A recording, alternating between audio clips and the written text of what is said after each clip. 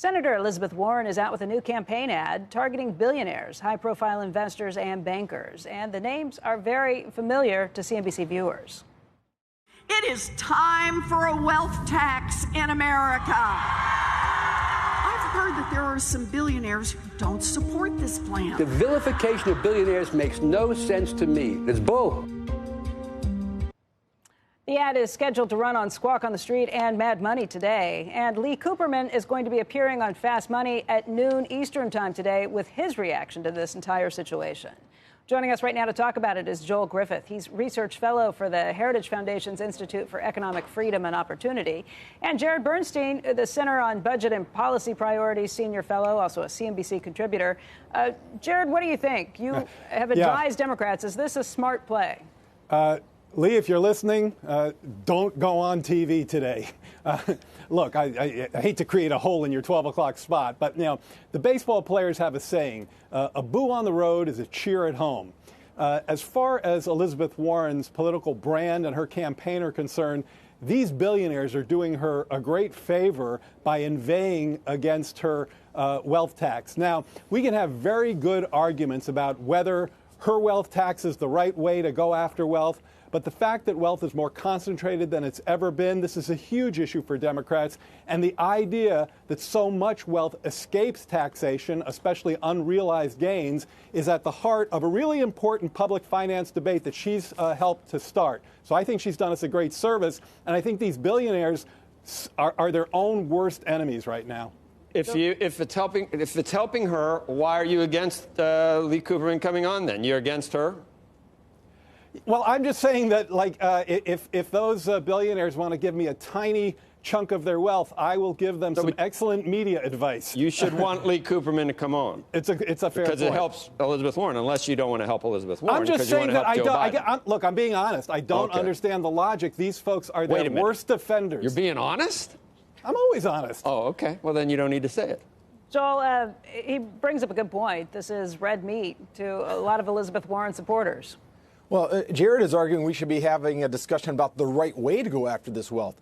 I would say that we should be discussing whether or not we should be going after this wealth at all, because what we know is that this capital that investors have been able to accumulate, it's not as if they're holding this in bank vaults under their mattresses.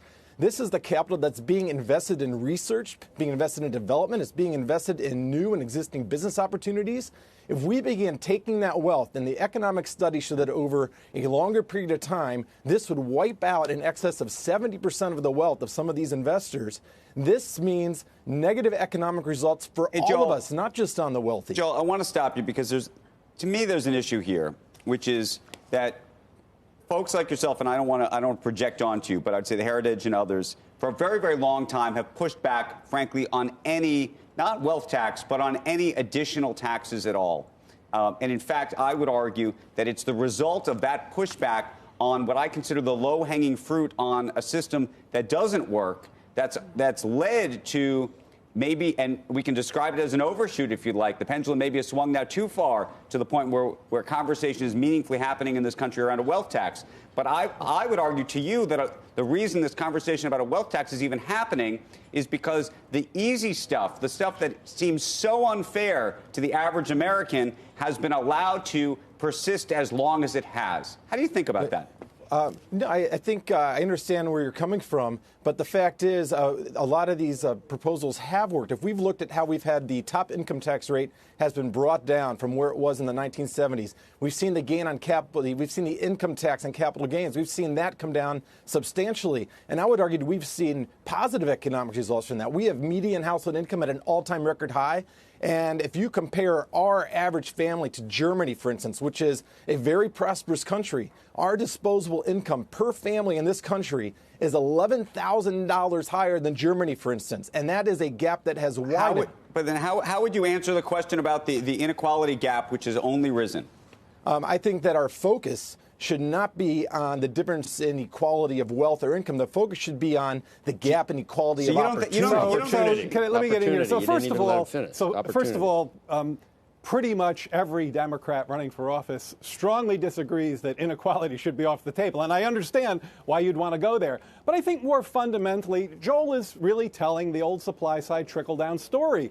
And that's just been disproved time and time again. And Exhibit A right now is the Trump tax cuts, which were billed, a very significant cut in the corporate rate, which were billed as an investment charger. And business investment has been an extreme soft spot. It's actually been a negative. It's actually been a negative in the past 2 quarters. That he just floated this week, and Larry Kudlow talked about too, to offer tax cuts to the middle class if they come up with tax cut 2.0. I don't think it's a good idea, to tell you the truth. And the reason is that we have a big revenue problem in this country. And we don't talk about this enough because we're so focused on the high-level fights between the candidates and the billionaires. Mm-hmm. The motivation for these policies that Warren and Sanders and Biden, and frankly, all of them are talking about, is to raise the revenues to support meeting the challenges. It's not to cancel out the deficit, though. They are talking about not big canceling out the deficit. With additional spending. It's a fair point and a good point. And I actually think Jared, I would like to see the deficit. Jared, I'm going to push back on you, which is to say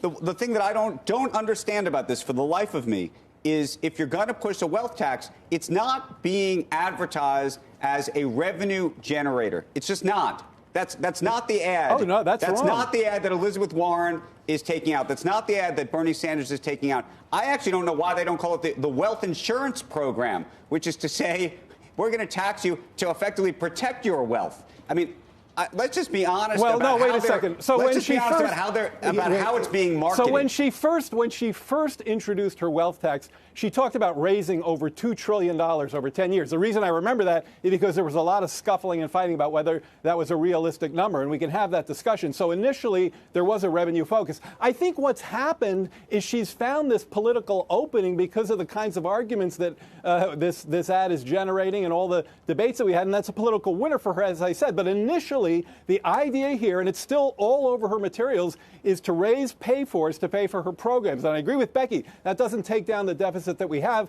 but theoretically it doesn't add to it.